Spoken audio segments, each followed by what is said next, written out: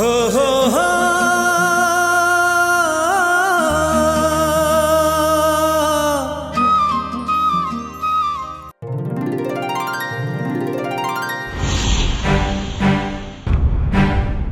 राजा कल्ला को जहरीला नागे जौन अपन दुश्मन डसे की एक नहीं 1000 बड़ी का जानते।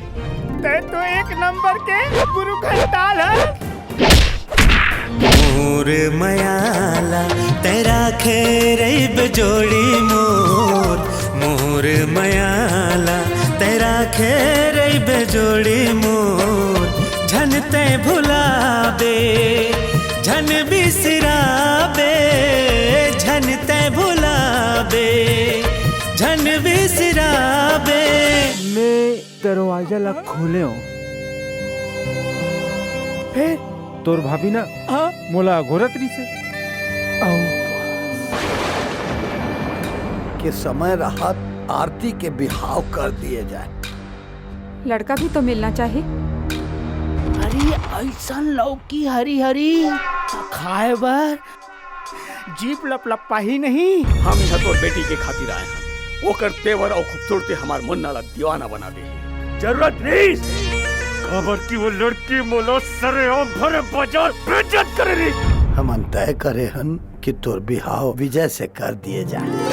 सुन ले वो सुन ले तय सुन जवारा, बैठे लाया बे वो मोर पारा। सुन ले वो सुन ले तय सुन जवारा, बैठे लाया बे वो मोर पारा।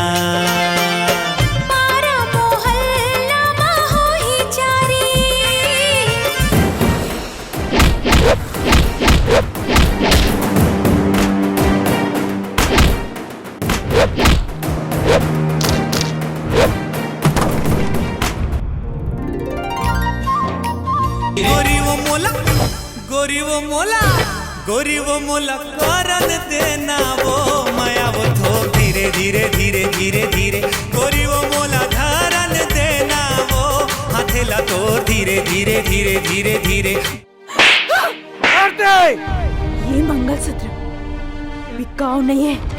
कहीं काका मोला पाल पोस के बड़े करे करके सुरता तोला मन गुनत रहे थे वो, तोर चेहरा आँख माँ झुलत रहे थे वो।